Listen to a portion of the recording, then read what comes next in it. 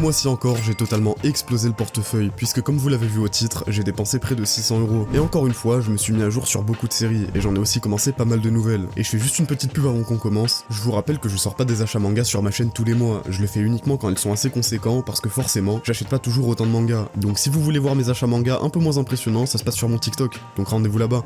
On commence avec l'intégrale en 5 volumes de The Breaker. J'avais acheté les 4 premiers tomes en occasion sur le site de Meian, et j'ai bien aimé, donc j'ai acheté le 5e et dernier volume en neuf. Et honnêtement, c'était une très bonne découverte. Au début, ça ressemble pas mal à GTO, mais après, ça part dans un délire totalement différent. Si vous aimez tout ce qui est drame, histoire de gang et baston, tout simplement, je vous conseille vraiment. Il y a tout un truc autour des arts martiaux, et des fois, c'est un peu à la limite du surnaturel. Donc honnêtement, si vous aimez ce genre de truc, foncez. Et si vous êtes dans du plus réaliste, je vous conseille quand même de donner une chance à l'œuvre, parce qu'elle a vraiment beaucoup de qualité. Les dessins sont très bons, et honnêtement, l'histoire est plutôt bien écrite. D'ailleurs, je trouve vraiment l'édition magnifique. Comme d'habitude, Meian font du très bon boulot. Et je trouve que le prix d'un volume 9 est vraiment pas du tout cher, sachant que pour 12€, on a quand même pas mal de temps de lecture. Donc honnêtement, je vous le recommande.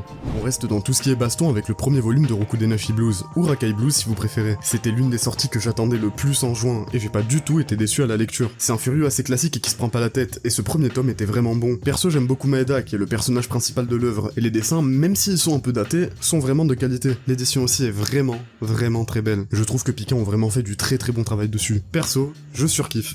Là, on va parler d'un manga coup de cœur qui m'a été recommandé par un ami à moi, et il s'agit d'Insomniac. J'ai pris les 5 tomes actuellement sortis en France, et je me suis même mis à jour en scan tellement j'ai surkiffé ce manga. Si vous aimez les mangas tranches de vie, avec un peu de romance dedans, honnêtement, je vous conseille. C'est vraiment un très bon manga. C'est super mignon, il y a des doubles pages vraiment incroyables, et c'est un bon moment, tout simplement. C'est incroyable. Il faut que vous lisiez Insomniac. J'ai acheté le tome 101 de One Piece, qui est actuellement le tout dernier tome sorti, et bah je l'ai pas lu. Pour ceux que ça intéresse, je m'étais arrêté à la fin de Whole Cake dans l'animé, et là actuellement je me relis le manga, et j'en suis au tome 60. Donc bon, je suis pas encore Wano, mais au moins, je reste à jour sur la série. Vous en avez sûrement déjà entendu parler, mais le roi Togashi est enfin de retour. Et pour fêter ça, j'avais pris les 3 premiers volumes de Hunter x Hunter en occasion, mais j'ai un peu craqué, et au final j'ai acheté jusqu'au tome 13. J'ai déjà vu l'animé il y a pas mal de temps, et avec le retour de son auteur, je me suis dit que j'allais redécouvrir l'œuvre en manga, histoire de me mettre à jour sur les scans. J'ai juste un peu de mal avec le dessin, que je trouve pas forcément exceptionnel, mais honnêtement, on s'y habitue, et l'histoire reste incroyable, donc c'est vraiment pas un gros problème. D'ailleurs, on dit Hunter x Hunter ou Hunter x Hunter, je vous laisse me dire en commentaire.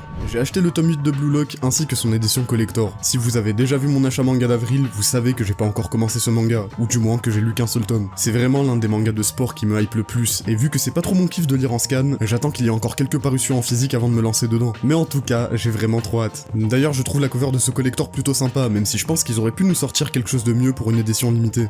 On enchaîne avec probablement l'une des plus belles éditions de ma mangatech, avec le tome 11 de l'édition perfecte de Full Metal Alchemist. Y a rien à redire dessus, niveau rapport qualité-prix, je pense que c'est vraiment le mieux que vous pouvez trouver. J'ai terminé l'anime il y a quasiment un an, et je compte me faire tout le manga quand les parutions seront finies. Je crois que cette édition sera en 18 tomes environ, donc on approche petit à petit de la fin. J'aime toujours autant le sens du détail de chez Kurokawa, et les petits bonus qu'il rajoute sous chaque ouverture rajoutent vraiment un truc, et je trouve honnêtement ça dommage que pas tous les éditeurs fassent ça chez nous. Bref, FMA c'est un banger, et si vous avez pas encore découvert cette œuvre, je vous invite à foncer. Je pense que là on va parler d'un manga qu'on ne présente plus, puisque j'ai acheté les volumes 7 à 15 de Jujutsu Kaisen. J'avais regardé l'anime le mois dernier, et j'avais bien aimé, mais en dehors de l'animation, je savais pas trop pourquoi il y avait autant de hype autour de cette série. Et je l'ai compris avec le manga, l'anime s'arrête à la fin du tome 7, et comme j'ai voulu continuer, j'ai directement pris la suite, et j'ai enfin compris pourquoi autant de gens surkiffaient Jujutsu Kaisen. Déjà, il y a un arc qui dure du tome 8 jusqu'à la fin du tome 9, que j'ai personnellement adoré. Et juste après ça, il y a l'arc de Shibuya qui est considéré comme le meilleur arc actuel dans le manga. J'ai tout lu, et je suis même à jour en scan, donc je peux vous dire que c'était vraiment un kiff de me lire tout ça. À la base, j'étais pas du tout attiré par cet univers, mais ce manga m'a mis d'accord avec Shibuya. Il y a des dessins de ouf, des révélations à droite à gauche, et vraiment une histoire que je trouve incroyable. Si jamais, pour ceux qui veulent savoir, Nanami est sûrement mon personnage préféré. Admirez ce goth absolu. Alors cet achat était pas prévu à la base, mais j'ai acheté Gigantomachia, l'un des one-shots du maître Kentaro Miura. Je l'ai vu en passant dans ma librairie et je me suis dit qu'en bon fan de Berserk, j'étais obligé de l'acheter. Je l'ai pas encore lu, mais je l'ai très vite fait feuilleter et honnêtement, c'est du Miura, on retrouve son style de dessin de qualité et j'ai vraiment très hâte de lire ça. Le tome 9 de Mashle est enfin sorti et je suis vraiment content de l'avoir parce que le tome 8 s'était arrêté à un moment assez important du manga. C'est vraiment un très bon manga, c'est drôle et comme d'habitude j'ai passé un super moment en le lisant. Lisez Mashle, c'est une valeur sûre. J'ai acheté la quasi-intégrale de Fire Punch d'occasion à un pote à moi. Je pense que vous savez que c'est une des séries de Tatsuki Fujimoto qui est le créateur de Chainsaw Man. Honnêtement, j'ai vraiment hâte de lire tout ça, sachant que j'entends que du positif sur cette série. Comme d'hab, on reconnaît le style de dessin assez particulier de Fujimoto, qui est personnellement un style que j'adore. J'attends de pouvoir prendre le volume 5 quand il sera à nouveau en stock, et je commence tout ça.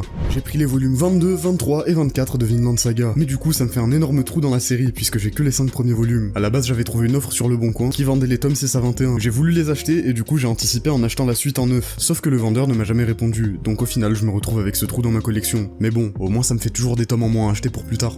Je suis enfin un jour avec les volumes 3 et 8 de Spy X Family. Si vous avez vu mon dernier achat manga, je pense que vous savez à quel point j'adore ce manga. J'en ai même fait une vidéo à part entière que je vous invite à aller voir. Vu que l'anime est en pause jusqu'en septembre, j'en profite pour continuer avec le manga, qui est tout aussi bon que l'anime. C'est toujours autant un kiff de lire Spy X Family. J'ai aussi commandé le tome 8 collector, mais malheureusement, il a pris du retard, donc vous le verrez pas dans cette vidéo. Mais il arrive bientôt, j'espère. J'ai acheté les tomes 14 à 18 de Sunken Rock. J'arrive petit à petit à la fin, puisqu'il me reste que 6 ou 7 volumes à acheter. J'ai vraiment hâte de me mettre à jour sur l'histoire et de savoir comment ça va se terminer. Les dessins sont incroyables comme d'habitude et les covers sont toujours aussi belles.